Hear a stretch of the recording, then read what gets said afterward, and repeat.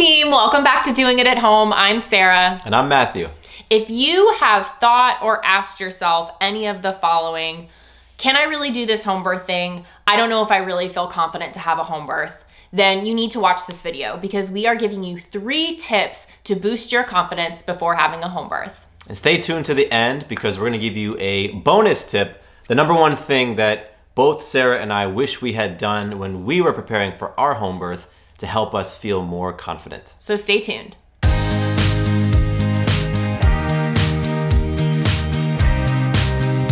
Quick reminder, please subscribe to our channel, turn notifications on, give us a thumbs up, and if you feel inspired, drop a comment below. Tip number 1, learn from other birth stories. And a really great way to learn from other birth stories is to listen to them.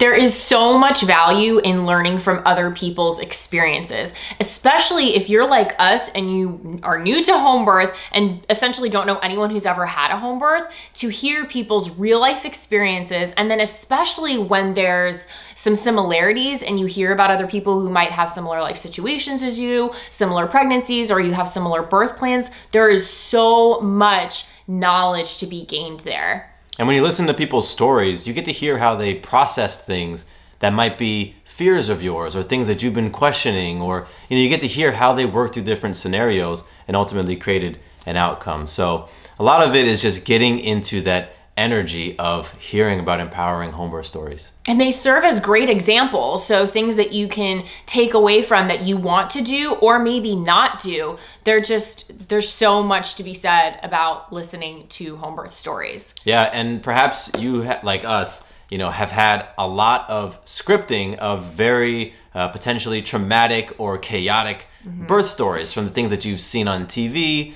or seen in movies and different things like that. So when you listen to home birth stories that are empowering, that shine a light on birth from a different angle, it does a whole lot to help that re-scripting within yourself so that you can actually envision a birth similar to the ones that you're listening to. That's fascinating. Where could you find stories like that, Matthew?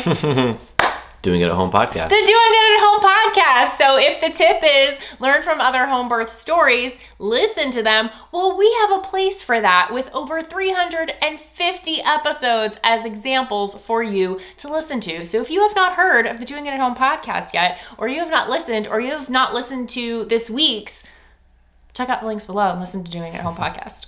Tip number 2, check out empowering information, resources, and education around home birth. Emphasis on empowering here, because this is the stuff that's going to prepare your mindset, the things you're going to be using to plan, assemble your birth team. All of it is going to play a role in how your birth unfolds. So in our interviews with home birth families, there's been a couple of resources that have popped up again and again and again.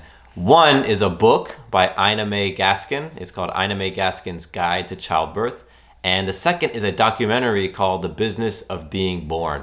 So we definitely recommend, if you haven't already, go check out those resources. We got links for you below. One of the reasons that we like those resources and ones like them is that they are one specifically for home birth and natural birth. So that's the scene already that they're focusing on. But then also they're showing the possibility of birth as this beautiful, transformative experience, much different from a lot of the content out there in mainstream media about birth, which is that it's scary, messy, and something we should all be afraid of, and it's super dangerous and traumatic. And that's not how birth has to be. Birth can be so many beautiful, wonderful, magical things. And that's why, again, there's that emphasis on empowering. So make sure you look through the resources that you're checking out and make sure that they are in support of home birth, and then also create the space for possibility in terms of home birth.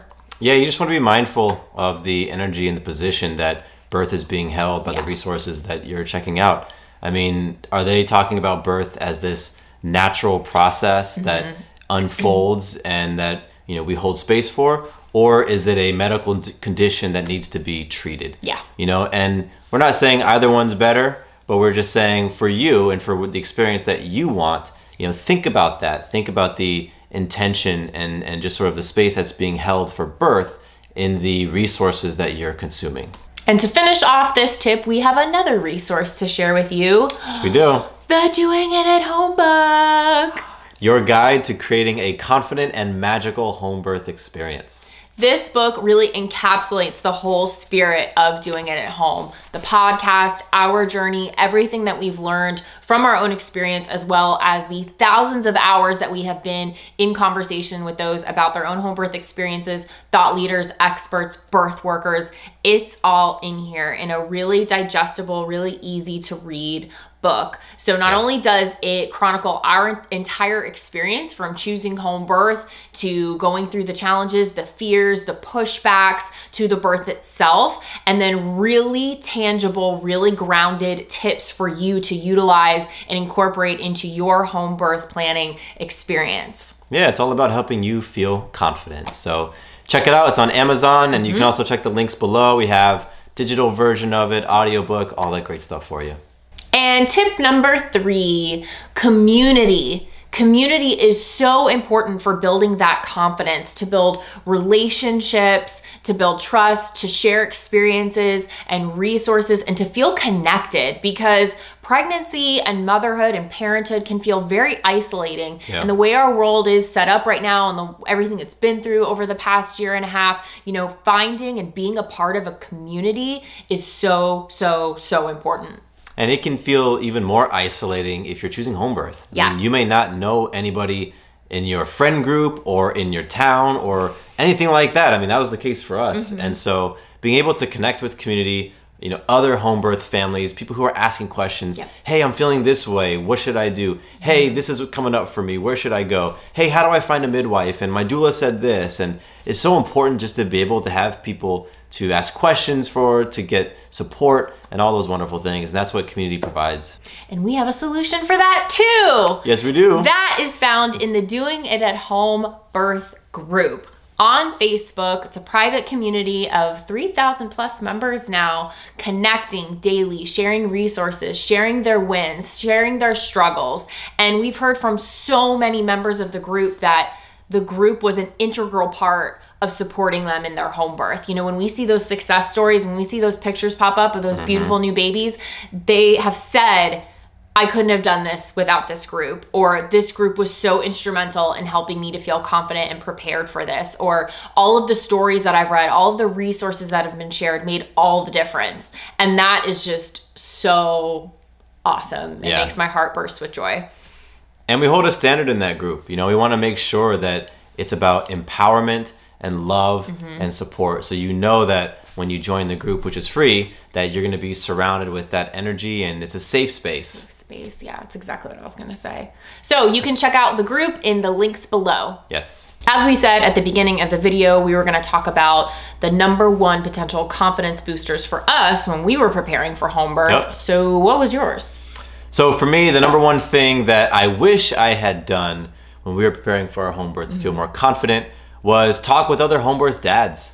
I didn't know anybody who had done a home birth. And so when we connected with our midwife, speaking with her was amazing, but she couldn't necessarily speak to the role that I was going to play in our birth. And, I did not end up having any conversations with home birth dads or partners to really hear their perspective, hear how they work through their fears, and how they really felt and got comfortable with the role that they were going to play. So that was one thing that I wish I had done, because I really think that it would have helped with my overall confidence.